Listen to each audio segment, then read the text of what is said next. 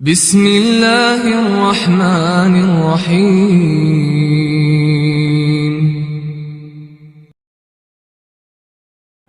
السلام عليكم ورحمة الله.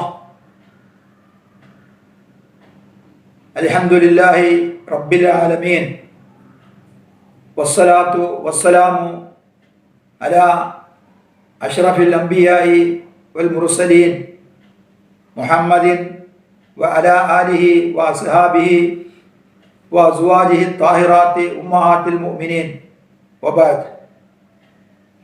أعوذ بالله السميع العليم من الشيطان الرجيم. بسم الله الرحمن الرحيم. والذين إذا فعلوا فاحشة أو ظلموا أنفسهم ذكروا الله فاستغفروا لذنوبهم ومن يغفر الذنوب إلا الله ولم يصروا على ما فعلوا وهم يعلمون. وقال تعالى: فاعلم أنه لا إله إلا الله واستغفر لذنبك وللمؤمنين والمؤمنات. പ്രിയ സഹോദരന്മാരെ, നമ്മുടെ റമദാനിൻ്റെ ഈ ക്ലാസ്സിൽ പാപമോചനത്തെ സംബന്ധിച്ച്, പാപമോചന തേട്ടത്തെക്കുറിച്ച് ചില കാര്യങ്ങൾ ഉണർത്താൻ ഉദ്ദേശിക്കുന്നു. കഴിഞ്ഞ ക്ലാസ്സിൽ അള്ളാഹുവിനെ കുറിച്ചുള്ള സ്മരണയെ നിലനിർത്തിക്കൊണ്ട് ജീവിക്കണമെന്നാണ് ഞാൻ പറഞ്ഞത്. അതിൻ്റെ ബാക്കി ഭാഗമായിക്കൊണ്ടാണ് ഇതും പറയുന്നത്. അള്ളാഹുവിനെ കുറിച്ചുള്ള സ്മരണ നിലനിർത്തുന്നതോടുകൂടെ തന്നെ ഈ റമദാനിൽ വളരെ കാര്യഗൗരവമായി നമ്മുടെ ജീവിതത്തിൽ പകർത്തേണ്ട ഒന്നാണ് ഇസ്തിഗ്ഫാർ. ഇസ്തിഗ്ഫാർ, അള്ളാഹുവിനോട് പാപം പൊറുത്തു തരാൻ തേടിക്കൊണ്ടിരിക്കാം. ഈ തേട്ടം ഉണ്ടാകുമ്പോഴാണ് മഗ്ഫിറത്ത് ഉണ്ടാവുള്ളൂ, പാപം പൊറുക്കലുണ്ടാവുള്ളൂ. ജീവിതത്തിൽ, മനുഷ്യ ജീവിതത്തിലെ എല്ലാ ആളുകളുടെയും കഴിഞ്ഞുപോയ ജീവിതത്തിൽ നിരവധി പാപങ്ങളും തെറ്റുകളും കുറ്റങ്ങളും അറിഞ്ഞും അറിയാതെയും അബദ്ധത്തിലും പല പ്രാവശ്യമായി സംഭവിച്ചിട്ടുണ്ടാവും. അത് ചെറുതും വലുതുമായിരിക്കും. മനുഷ്യജീവിതത്തിൽ സംഭവിക്കാവുന്ന തെറ്റുകൾ ഇന്നതെന്നില്ല. ആ തെറ്റുകളുടെ പശ്ചാത്തലം, അതിന് കാരണം നമ്മൾ തന്നെയാണ്. നമ്മൾ നമ്മുടെ ശരീരേച്ഛയ്ക്ക് വഴങ്ങിക്കൊണ്ട്, ശരീരം പിശാചിൻ്റെ ദുർബോധനങ്ങൾക്ക് വഴങ്ങിക്കൊണ്ട് നിർവഹിക്കുന്ന തെറ്റുകളാണ്. ഇത് പരത്തി പറയുന്നില്ല, ഞാൻ ചുരുക്കി പറയാം. ഇവിടെ എല്ലാവരും സമ്മതിക്കുന്ന ഒരു സത്യമുണ്ട്, ഒരു യാഥാർത്ഥ്യമുണ്ട്. തെറ്റുകൾ സംഭവിക്കാത്തവരാരുമില്ല എന്ന് എല്ലാവരും പറയും. എന്നാൽ സംഭവിച്ച തെറ്റിന് പരിഹാരം നിർദ്ദേശിക്കാൻ ഇസ്ലാമിന് മാത്രമേ കഴിയുന്നുള്ളൂ. പലരും പല പരിഹാരങ്ങളും പറയുന്നുണ്ട്. പക്ഷെ ഇസ്ലാം പറയുന്ന പരിഹാരവും മറ്റുള്ളവർ പറയുന്ന പല പരിഹാരങ്ങളും അത് ഒരു താരതമ്യ പഠനത്തിന് വിധേയമാക്കുമ്പോൾ ഇസ്ലാം പറയുന്ന പരിഹാര മാർഗമാണ് അത് സ്വീകാര്യയോഗ്യമായി മനുഷ്യന് പ്രാവർത്തികമാക്കാൻ കഴിയുന്നതും മനുഷ്യൻ്റെ ജീവിതത്തിൽ അവന് അനുവർത്തിക്കാൻ കഴിയുന്നതും അത് മാത്രമാണ് എന്ന് നമുക്ക് മനസ്സിലാക്കാം. അള്ളാഹു ഇങ്ങനെ പശ്ചാത്തപിക്കുകയും, പശ്ചാത്തപിക്കുക എന്ന് പറഞ്ഞാൽ അസ്തഗ്ഫിറുല്ലാ എന്ന് ഇങ്ങനെ പറയാം. ഇതാണ് ഇസ്തിഗ്ഫാർ. ലാ ഇലാഹ ഇല്ലല്ലാ എന്ന് പറയുന്നതിനാണ് കലിമത്ത് തൗഹീദ്, ദിക്റുല്ലാ നമ്മൾ നേരത്തെ പറഞ്ഞു. അതുപോലെ അസ്തഗ്ഫിറുല്ലാ എന്ന് പറയും. അസ്തഗ്ഫിറുല്ലാ വ അതൂബു ഇലൈഹി ഇങ്ങനെ കൂട്ടി പറയണമെങ്കിൽ അങ്ങനെ പറയാം. ഈ നാവുകൊണ്ടുള്ള പറച്ചില് നമ്മുടെ ഹൃദയത്തിലേക്ക് ഇറങ്ങുന്ന രീതിയിലാകണം. അപ്പോഴാണ് അത് ഈ ലാ ഇലാഹ ഇല്ലല്ലാ ചൊല്ലുമ്പോഴും അസ്തഗ്ഫിറുല്ലാ എന്ന് പറയുമ്പോഴും മാത്രമല്ല, ജീവിതത്തിൽ മറ്റെന്ത് കാര്യം നമ്മൾ നാവ് കൊണ്ട് പറയുന്ന നാവും നമ്മുടെ ഹൃദയവുമായി ബന്ധപ്പെടുത്തിക്കൊണ്ടായിരിക്കണം കാര്യങ്ങൾ നിർവഹിക്കേണ്ടത്. സത്യവിശ്വാസികളും സത്യവിശ്വാസികളല്ലാത്തവരും തമ്മിലുള്ള വ്യത്യാസം അതാണ്. അവരുടെ നാവിനും അവരുടെ ഹൃദയത്തിനും ബന്ധം ഉണ്ടാവില്ല. കപടവിശ്വാസികളുടെയും നിരീശ്വരവാദികളുടെയും സത്യനിഷേധികളുടെയൊക്കെ വാക്കൊന്നും പ്രവൃത്തി പറഞ്ഞായി. പണ്ടാരോ പറഞ്ഞു വാക്കല്ലേ മാറാൻ പറ്റുള്ളൂ, കൈയും കാലും മാറാൻ പറ്റില്ലല്ലോ എന്ന് പറഞ്ഞ മാതിരി അത് വിശ്വാസം ഹൃദയത്തിലേക്ക് ഇറങ്ങിച്ചെല്ലാത്ത ആളുകൾ വാക്കിൽ ഉറച്ചു നിൽക്കില്ല. വാക്ക് പറഞ്ഞാൽ വാക്ക് ലംഘിക്കും. കപടവിശ്വാസികളായിരിക്കും. വാക്ക് അസ്തഗ്ഫിറുല്ലാഹ് എന്നാ പറയുന്നതെങ്കിൽ ആ ഇസ്തിഗ്ഫാർ മനസ്സിൽ തട്ടിക്കൊണ്ടായിരിക്കണം. അപ്പോഴാണ് പാപം പൊറുക്കുന്നത്. ഇങ്ങനെ പാപം പൊറുക്കുക എന്ന് പറഞ്ഞാൽ അള്ളാഹുവിന് വേറെ പണിയൊന്നുമില്ല. അള്ളാഹ് ഇങ്ങനെ ആൾക്കാർ ചെയ്യുന്ന പാപങ്ങൾ ഒരാൾ പാപം ചെയ്യുക എന്നിട്ട് അസ്തഗ്ഫിറുല്ലാഹ് എന്ന് പറയുമ്പോൾ അള്ളാഹ് പൊറുക്കുക. ഇതൊക്കെ വളരെ ലാഘവത്തോടു കൂടി സംസാരിക്കുകയാണെങ്കിൽ അത് ശരി തന്നെയാണ്. ലാഘവമായി കാണേണ്ട കാര്യമല്ല ഈ തൗബ അല്ലെങ്കിൽ ഇസ്തിഗ്ഫാർ എന്ന് പറയുന്നത്. വളരെ ഗൗരവമായി കാണേണ്ട കാര്യമാണ്.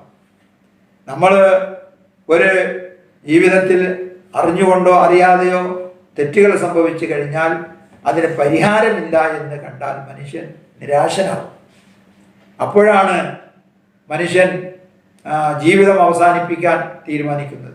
തൻ്റെ ജീവിതത്തിൽ ഇനി രക്ഷയില്ല എന്ന് കാണുമ്പോൾ അവൻ മോഹഭംഗത്തിന് വിധേയനാകും. അവൻ മോഹിച്ച കാര്യങ്ങൾ കിട്ടാതെയാകുക, നിരാശനാകുക. അപ്പോൾ നൈരാശ്യം പിടിപെടുക. ജീവിതത്തിൽ പലതും ആഗ്രഹിച്ചത് കിട്ടാതെ വരിക. ആളുകൾ അങ്ങനെയാണ്. ഓരോ മോഹങ്ങളായിട്ടാണ്, ഓരോ ആഗ്രഹങ്ങളായിട്ടാണ്, ഓരോ പ്രതീക്ഷകളായിട്ടാണ് ജീവിക്കുന്നത്. അപ്പോൾ ആ പ്രതീക്ഷകൾ തകരുമ്പോൾ സംഭവിക്കുന്ന ഒന്നാണ്.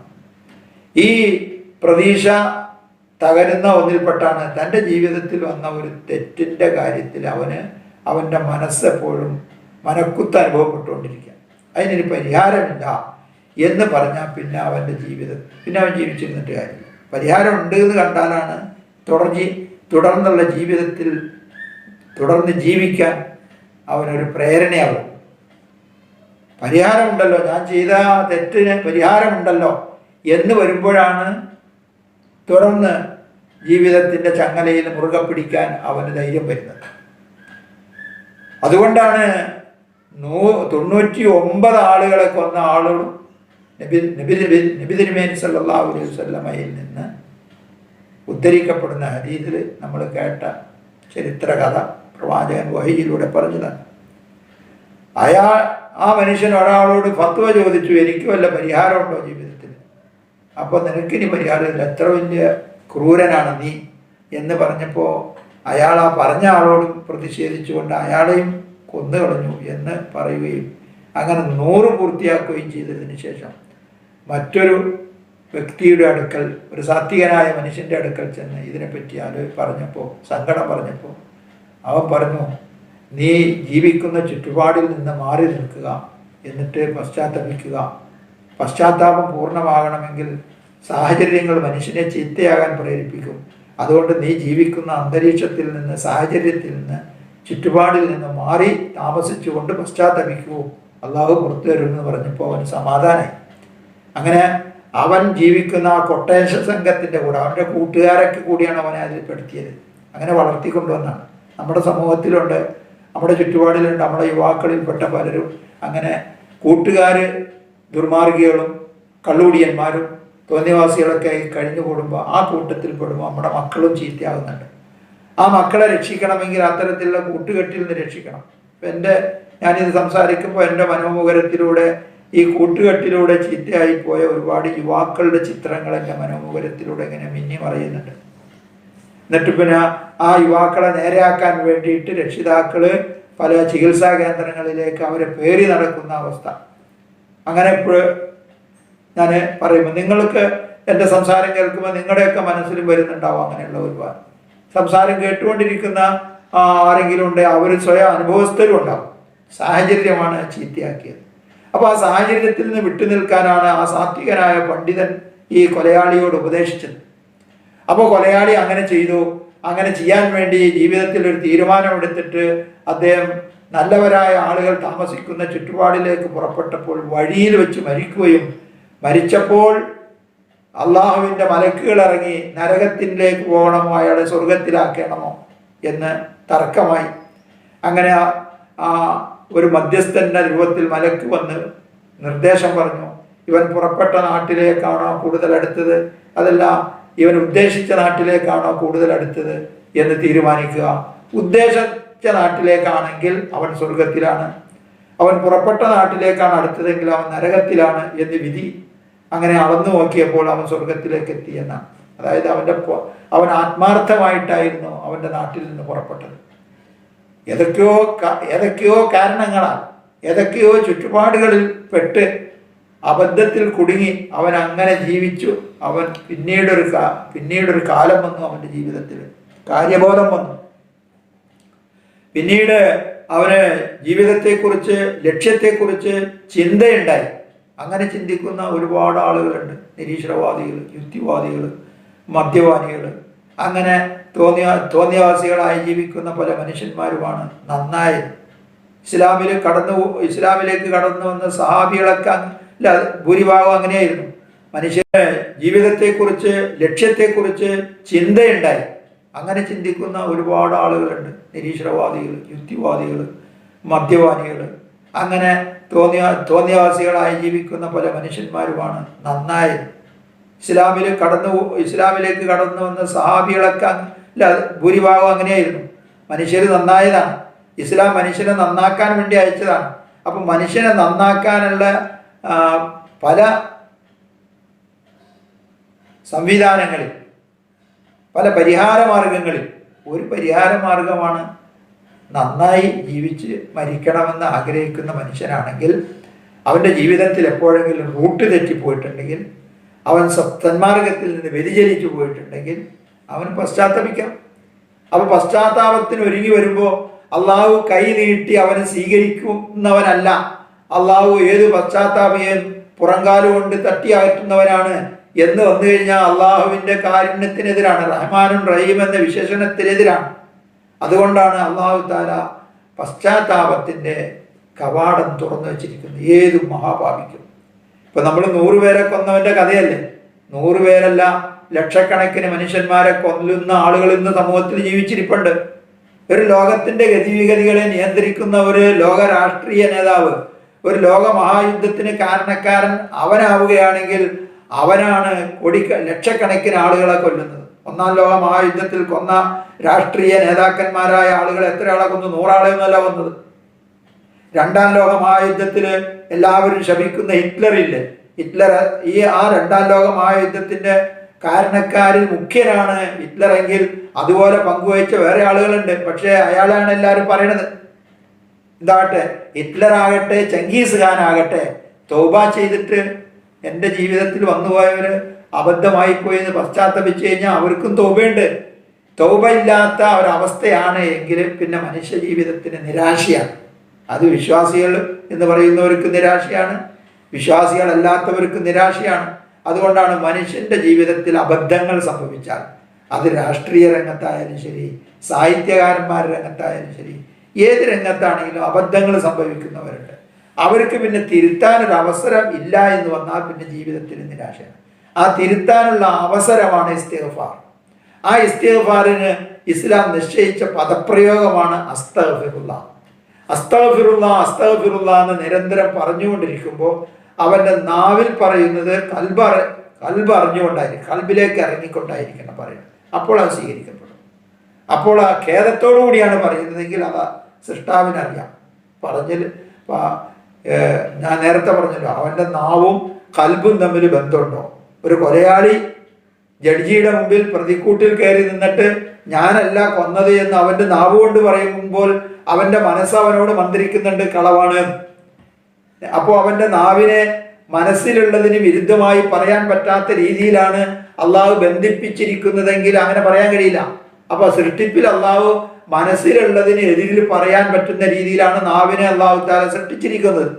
അപ്പൊ നാവ് പറയണത് നമ്മുടെ മനസ്സിലുള്ളതിനോട് യോജിക്കുന്ന രീതിയിലായിരിക്കണം. അപ്പൊ അസ്തഗ്ഫിറുല്ലാഹ് എന്ന് പറയുന്ന ഒരു വ്യക്തി ശരിക്ക് അവൻ കുറ്റബോധത്തോടു കൂടിയാണ് പറയുന്നത് എങ്കിൽ അത് പൊറുക്കപ്പെടണം. പൊറുക്കും അള്ളാഹു താല കരാറ് പറഞ്ഞിട്ടുണ്ട്. അങ്ങനെയുള്ളവർക്കാണ് സ്വർഗം ഒരുക്കി വെച്ചിരിക്കുന്നതെന്നും അള്ളാഹു താല പറയുന്നു.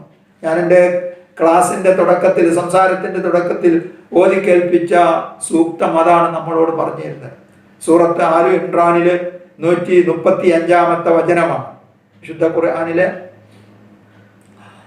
3-ാമത്തെ അധ്യായമായ സൂറത്ത് ആലു ഇമ്രാനിലെ 135 വചനത്തിൽ അല്ലാഹു പറയാണ്. അതിന് മുമ്പുള്ള വചനത്തിലാണ് സ്വർഗം ഓഫർ ചെയ്തിട്ടുണ്ടാണ്. വസാരിഉ ഇലാ മഗ്ഫിറത്തിൻ മിർ റബ്ബിക്കും വജന്ന, അല്ലാഹു ഒരുക്കി വെച്ചിരിക്കുന്ന വഇദ്ദത്തുൽ ലിൽ മുത്തഖീൻ, മുത്തഖികൾക്ക് വേണ്ടി ഒരുക്കി വെച്ചിരിക്കുന്ന സ്വർഗത്തിലേക്ക് നിങ്ങൾ ദുരിതഗമനം ചെയ്യുക. വളരെ വേഗത്തിൽ നടക്കണം, അവധി വെക്കരുത്. നാളെ നാളെ എന്ന് പറയരുത്. ഈ ലോട്ടറി ടിക്കറ്റുകാർ പറയും പോലെ നാളെ നാളെ എന്ന് പറഞ്ഞിട്ട് പോകേണ്ട കാര്യമില്ല. ഇസ്തിഗ്ഫാർ തെറ്റുകൾ സംഭവിച്ചാൽ ഉടനെ പറയേണ്ട, ഉടനെ അവൻ പശ്ചാത്തപിച്ച് മടങ്ങണമെന്നാണ് അള്ളാഹുവിൻ്റെ കൽപ്പന. ഇനി തെറ്റുകൾ സംഭവിക്കാത്തവരും അത് ഞാൻ പിന്നെ പറയാം. തെറ്റുകൾ സംഭവിച്ചു കഴിഞ്ഞാൽ ഉടനെ പറയണം. അങ്ങനെ പറയുന്ന ആളുകൾക്ക് അത് മനക്കുത്തോടുകൂടി, മനോവേദനയോടുകൂടി, പശ്ചാത്തപിച്ചുകൊണ്ട്, ഖേദിച്ച് മടങ്ങിക്കൊണ്ടാണ് പറയുന്നതെങ്കിൽ അത്തരക്കാർക്ക് വേണ്ടിയാണ് സ്വർഗം ഒരുക്കി വെച്ചിരിക്കുന്നത്. ആ സ്വർഗത്തിലേക്ക് നിങ്ങൾ പോകണം എന്ന് അള്ളാഹു പറയാണ്. വല്ലദീന ഇദാ ഫഅലൂ ഫാഹിശതൻ ഔ ളലമു അൻഫുസഹും ദക്കറുല്ലാഹ ഫസ്തഗ്ഫറൂ ലിദുനൂബിഹിം. ഒരു വിഭാഗം ആളുകൾക്കും വേണ്ടിയാണ് ആ സ്വർഗം ഒരുക്കിയിരിക്കുന്നത്. ആ സ്വർഗം ഒരു വിഭാഗം ആളുകൾക്ക് കൂടി ഒരുക്കിയിരിക്കുന്നു. ആ ആളുകൾ ആരാണ്? അവരുടെ ജീവിതത്തിൽ ഏതെങ്കിലും തരത്തിലുള്ള തെറ്റുകളോ കുറ്റങ്ങളോ പ്രവർത്തിച്ചു, അവരോട് തന്നെ ആത്മവഞ്ചന നടത്തി, വലമു അൻഫുസഹും. എന്നാൽ ആ ആളുകൾ എന്ത് ചെയ്യും?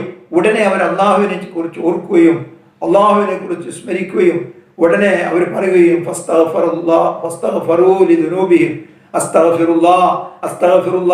അള്ളാഹുവേ എൻ്റെ പാപം പുറത്തു തരണേ, എൻ്റെ പാപം പുറത്തു തരണേ എന്ന് അള്ളാഹുവിനോട് അവർ പറയുകയും ചെയ്യും. എന്നിട്ട് അള്ളാഹു ഇടയ്ക്കൊരു സെന്റൻസിൽ പറയാം, ഒരു കാര്യങ്ങൾ മനസ്സിലാക്കണം കേട്ടോ. ഈ അള്ളാഹുവേ എൻ്റെ പാപം പുറത്തു തരണേ എന്ന് അവർ പറയുന്ന ആളുകൾക്ക് വേണ്ടിയാണ് സ്വർഗം ഒരുക്കിയിരിക്കുന്നത്. ഒരു കാര്യങ്ങൾ മനസ്സിലാക്കണം കേട്ടോ. പാപം പൊറുക്കാൻ അള്ളാഹു അല്ലാത്ത വേറെ ആരും ഇല്ല കേട്ടോ. വേറെ ആരോടും നിങ്ങൾ പറയരുത് വേറെ ആരോടും നിങ്ങൾ അള്ളാഹുവേ അസ്തഗ്ഫിറുല്ലാ എന്ന് പറയുന്ന മാതിരി അസ്തഗ്ഫിറു എന്ന് പറഞ്ഞിട്ട് അതിൻ്റെ ശേഷം ഒരു നബിന്റെ പേര് പറയരുത്, ഒരു വലിയന്റെ പേര് പറയരുത്, ഒരു നല്ലവരാകട്ടെ ചീത്ത ആരുടെയും പേര് പറയാൻ പാടില്ല. അസ്തഗ്ഫിറുല്ലാ. ഒരാള് വളരെ നബിയെ സ്നേഹിച്ചുകൊണ്ട് അസ്തഗ്ഫിറു റസൂലല്ലാഹ് എന്ന് പറഞ്ഞാൽ അവൻ ഇസ്ലാമിക വൃത്തത്തിന് പുറത്തു പോകും. അസ്തഗ്ഫിറുല്ലാ എന്ന് മാത്രം, അള്ളാഹിനോട് മാത്രമേ ഇസ്തിഗ്ഫാർ ചെയ്യാൻ പാടുള്ളൂ. അത് നമ്മൾ പ്രത്യേകം ശ്രദ്ധിക്കണം. പ്രാർത്ഥിക്കുമ്പോൾ അള്ളാഹുവിനോട് മാത്രം എന്ന് പറയുന്നതുപോലെ തന്നെ ഇസ്തിഗ്ഫാർ നടത്തുമ്പോൾ അള്ളാഹുവിന് മാത്രമേ പാടുള്ളൂ, വേറെ ആരോടും പാടില്ല. വേറെ ആരോടെങ്കിലും പറഞ്ഞാൽ അള്ളാഹുവിന് ഇഷ്ടപ്പെടില്ല, അള്ളാഹു കോപിക്കും, അള്ളാഹു അവനെ ശാശ്വതമായി നരകത്തിലിടും. അതുകൊണ്ടാണ് അള്ളാഹു തആല പറഞ്ഞ് അവിടെ ജന്നത്ത് ഒരുക്കി വെച്ചിരിക്കുന്നത്, മഗ്ഫിറത്ത് ഒരുക്കി വെച്ചിരിക്കുന്നത്. വല്ലദീന ഒരു വിഭാഗം ആളുകളാണ്, അവർ ഫാഹിഷത്ത് പ്രവർത്തിച്ചാൽ, അവര് സ്വയം ആത്മാക്കളോട് അക്രമം ചെയ്താൽ, ഔ ളലമൂ അൻഫുസഹും, അവർ സ്വയം ആത്മവഞ്ചന, സ്വയം അക്രമം ചെയ്തു കഴിഞ്ഞാൽ, അങ്ങനെ ചെയ്തു കഴിഞ്ഞാൽ ഉടനെ അവർ പറയും അസ്തഗ്ഫിറുല്ലാ എന്ന് പറഞ്ഞാൽ അവർക്കാണ് സ്വർഗം. അത് പറയുന്ന കൂട്ടത്തിൽ പറയാം, ദമ്പുകൾ പൊറുക്കുന്നവൻ അല്ലാഹു മാത്രമാണ്. പിന്നെ ഈ ഇസ്തിഗ്ഫാർ നടത്തുന്നതോടൊപ്പം തന്നെ അല്ലാഹു തആല പറഞ്ഞു, അവനെന്ത് ചെയ്യണം? വലം യുസിറു അലാ മാ ഫഅലു, ആ ചെയ്തുകൊണ്ടിരിക്കുന്ന കാര്യത്തിൽ നിന്ന് വിട്ടു നിൽക്കണമല്ലോ. അല്ലാതെ അസ്തഗ്ഫിറുല്ലാ അസ്തഗ്ഫിറുല്ലാ എന്ന് പറഞ്ഞിട്ട് കാര്യമില്ല. തെറ്റുകൾ ചെയ്യുന്ന ഏതൊരാൾക്കും അത് കഴിഞ്ഞ ഉടനെ കുറ്റബോധം വരും. ആ കുറ്റബോധം വരുമ്പോൾ സ്വാഭാവികമായ വിശ്വാസിയാണെങ്കിൽ അവൻ അസ്തഗ്ഫിറുല്ലാ എന്ന് പറയും. പക്ഷേ അള്ളാഹു പറയുന്നു, അങ്ങനെ അസ്തഗ്ഫിറുല്ലാ പറഞ്ഞുകൊണ്ട് വീണ്ടും തെറ്റിലേക്ക് മടങ്ങാൻ പാടില്ല. വലം യുസിറു അലാ മാ ഫഅലു, അവർ പ്രവർത്തിച്ചു കൊണ്ടിരിക്കുന്ന കാര്യങ്ങൾ അതിലേക്ക് നിരതരായിക്കൊണ്ട് നിരന്തരം അതിൽ ബന്ധപ്പെട്ടുകൊണ്ട് അതിലേക്ക് മടങ്ങാത്ത രീതിയിൽ പറഞ്ഞു കഴിഞ്ഞാൽ ഉലൈക ജസാഉഹും മഗ്ഫിറത്തും മിർ റബ്ബിഹിം, അവർക്ക് അല്ലാഹുവിൻ്റെ അടുക്കുന്നുള്ള മഗ്ഫിറത്തുണ്ട്, ജന്നത്തുണ്ട്, സ്വർഗമുണ്ട്. വജന്നാത്തു തജ്രി മിൻ തഹ്തിഹൽ അൻഹാറു ഖാലിദീന ഫീഹാ വനിഅമ അജ്റുൽ ആമിലീൻ. അങ്ങനെയുള്ള ആൾക്കാർക്ക് അല്ലാഹു ഒരുക്കി വെച്ചിരിക്കുന്ന പ്രതിഫലം മഹത്തായ പ്രതിഫലമാണ്. താഴ്ഭാഗത്തുകൂടി അരുവികൾ ഒഴുകുന്ന സ്വർഗത്തോപ്പുകളാണ്. അസ്തഗ്ഫിറുല്ലാ അസ്തഗ്ഫിറുല്ലാ എന്ന് പറയുന്നവർക്ക് അല്ലാഹു ഒരുക്കി വെച്ചിരിക്കുന്നു. അതുകൊണ്ടാണ് ഈ തെറ്റുകൾ ചെയ്തവർ മാത്രമല്ല, എൻ്റെ അടുത്ത് ജീവിതത്തിൽ തെറ്റൊന്നുമില്ലല്ലോ, അതുകൊണ്ട് തന്നെ ഞാൻ അസ്തഗ്ഫിറുല്ലാ എന്ന് പറയുന്നത്, അങ്ങനെ വിചാരിക്കൽ അഹങ്കാരമാണ്. അങ്ങനെ പറയുമായിരുന്നുവെങ്കിൽ ജീവിതത്തിൽ കഴിഞ്ഞുപോയ എല്ലാ തെറ്റുകളും പുറത്തു, ആദ്യകാലത്ത് ചെയ്ത തെറ്റുകളും പുറത്തു, പിൽക്കാലത്ത് ചെയ്ത തെറ്റുകളും പുറത്തു, പ്രവാചകന്റെ ആദ്യ ജീവിതകാലത്തും പിന്നീട് ജീവിതത്തിൽ, അങ്ങനെ എല്ലാ ജീവിതത്തിലും തെറ്റുകൾ ജീവിതത്തിൽ വരാതെ കഴിഞ്ഞുകൂടിയ ആളുകളാണ് അമ്പിയാക്കന്മാർ. മഅ്സൂമികളായിട്ട് കഴിഞ്ഞുകൂടിയവരാണ്. അങ്ങനെ കഴിഞ്ഞുകൂടിയ ആ പ്രവാചകന്മാരിൽ ഏറ്റവും അഫ്ളലായ അഷറഫായ പ്രവാചകനാണ് മുഹമ്മദ് നബി. ആ മുഹമ്മദ് നബി സല്ലല്ലാഹു അലൈഹി വസല്ലമിന്റെ ജീവിതം അനുചരന്മാർ ഉദ്ധരിച്ചത് എങ്ങനെയാണ്? അബൂ ഹുറൈറ റളിയല്ലാഹു അൻഹു പറയുന്നു, ഇങ്ങനെ ജീവിതത്തിൽ ഒരു പാളിച്ചയും ഒരു പോരായ്മയും ഒരു തെറ്റും കുറ്റവും വരാത്ത ആ പ്രവാചകൻ പറഞ്ഞു അസ്തഗ്ഫിറുല്ലാഹ് എന്ന് ജീവിതത്തിൽ എല്ലാ ദിവസവും 70 പ്രാവശ്യം ചുരുങ്ങിയത് പറയുമായിരുന്നു. 70 പ്രാവശ്യം. അതേസമയത്ത് അബൂ ഹുറൈറ റളിയല്ലാഹു അൻഹു അങ്ങനെ പറയുന്നുവെങ്കിൽ അബ്ദുല്ലാഹ് ഇബ്നു ഉമർ റളിയല്ലാഹു അൻഹു പറയാണ്, ഒരിക്കൽ നബി സല്ലല്ലാഹു അലൈഹി വസല്ലമിന്റെ സദസ്സിൽ ഞങ്ങൾ ഇരിക്കുകയാണ്. അപ്പോൾ നബി സല്ലല്ലാഹു അലൈഹി വസല്ലം മറ്റുള്ളവരോടൊന്നും സംസാരിക്കാത്ത രീതിയിൽ മൗനിയായി ഇങ്ങനെ ഇരിക്കുമ്പോൾ അസ്തഗ്ഫിറുല്ലാഹ് അസ്തഗ്ഫിറുല്ലാഹ് അസ്തഗ്ഫിറുല്ലാഹ് എന്നിങ്ങനെ പറയുന്നുണ്ട്. അപ്പോൾ അബ്ദുല്ലാഹ് ഇബ്നു ഉമർ റളിയല്ലാഹു അൻഹു പറയുന്നത്, ഞാനത് എണ്ണി നോക്കിയപ്പോൾ നബി കൃത്യമായി 100 പ്രാവശ്യം അങ്ങനെ പറഞ്ഞു. 100 പ്രാവശ്യം പറഞ്ഞു. ഇമാം അബൂദാവൂദ്, ഇമാം തിർമിദി ഉദ്ധരിച്ച ഹദീസിലാണിത്. അപ്പോൾ പാപം ചെയ്തവരും തെറ്റു ചെയ്യുന്നവരും മാത്രമല്ല അസ്തഗ്ഫിറുല്ലാഹ് എന്ന് പറയേണ്ടത്, പരിശുദ്ധരായി ജീവിക്കുന്നവരും അത് പറയണം. അതെന്താ കാരണം? അത് അള്ളാഹ്ക്ക് ഏറ്റവും ഇഷ്ടമുള്ള കാര്യമാണ്. ലാ ഇലാഹ ഇല്ലല്ലാഹ് അള്ളാഹ്ക്ക് ഇഷ്ടമുള്ളതുപോലെ തന്നെയാണ് ഒരടിമ, ഒരു തെറ്റും ചെയ്യാത്ത അടിമയാണെങ്കിലും അസ്തഗ്ഫിറുല്ലാഹ് അസ്തഗ്ഫിറുല്ലാഹ് എന്നിങ്ങനെ പറയൽ അള്ളാഹുവിന് ഇഷ്ടമുള്ള കാര്യമാണ്. അന്ത്യനാളിൽ ഒരു മനുഷ്യന്റെ കർമ്മരേഖയിൽ ഏറ്റവും അള്ളാഹുവിന് ഇഷ്ടമുള്ളതായി അവൻ ജീവിതത്തിൽ അസ്തഗ്ഫിറുല്ലാഹ് അസ്തഗ്ഫിറുല്ലാഹ് എന്ന് പറഞ്ഞിട്ടുണ്ടെങ്കിൽ അതിന് കൂടുതൽ പ്രതിഫലം നൽകുമെന്ന് സഹിഹായ ഹദീസിൽ റിപ്പോർട്ട് ചെയ്തിരിക്കുന്നു. അതുകൊണ്ട് റമദാൻ മാസത്തിൽ നമ്മൾ നമ്മുടെ നാവ് കൊണ്ട് ഭരിപ്പിക്കുന്ന സൽക്രമങ്ങളുടെ കൂട്ടത്തിൽ ഏറ്റവും കൂടുതലായി വരേണ്ട ഒരു വാക്കാണ് അസ്തഗ്ഫിറുല്ലാഹ്. ഒന്നുകിൽ അസ്തഗ്ഫിറുല്ലാഹ്, അല്ലെങ്കിൽ അതുപോലെ അതിന് സമാനമായി അല്ലാഹുമ്മ ഇന്നക അഫൂൻ തുഹിബ്ബുൽ അഫ്വ ഫഅഫു അന്നി എന്നുള്ള പ്രാർത്ഥന നബി സല്ലല്ലാഹു അലൈഹി വസല്ലം പഠിപ്പിച്ചു. ഇത് റമദാനിൽ മാത്രം ആണെങ്കിൽ ഈ അസ്തഗ്ഫിറുല്ലാഹ് എന്നത് ജീവിതത്തിന്റെ എല്ലാ സന്ദർഭത്തിലും പറയണം, എല്ലാ ദിവസവും പറയണം, എല്ലാ രാവിലെയും എല്ലാ വൈകുന്നേരവും എല്ലാ ദിവസവും പറയണം. എല്ലാവരും പറയണം. അതാണ് ഈ റമദാനിന്റെ ഇന്നത്തെ ക്ലാസ്സിൽ ഞാൻ ഉണർത്തുന്നത്. അല്ലാഹു സുബ്ഹാനഹു വ തആല അങ്ങനെ അള്ളാഹു അവൻ്റെ പ്രവാചകനും ഇത്തരം സൽക്രമങ്ങളായി എന്തെല്ലാം കാര്യങ്ങൾ നമ്മളെ ഉണർത്തുകയും പഠിപ്പിക്കുകയും ചെയ്തിട്ടുണ്ടോ അത് പരമാവധി ജീവിതത്തിൽ പകർത്തുന്ന സജ്ജനങ്ങളിൽ അള്ളാഹു നമ്മളെല്ലാവരെയും ഉൾപ്പെടുത്തട്ടെ. റബ്ബന ആതിനാ ഫിദ് ദുനിയ ഹസന വഫിൽ ആഖിറതി ഹസനതൻ വഖിനാ അദാബന്നാർ വസല്ലല്ലാഹു തആല വസല്ലമ അലാ നബിയിനാ മുഹമ്മദിൻ ആലിഹി വസഹ്ബിഹി അജ്മഈൻ.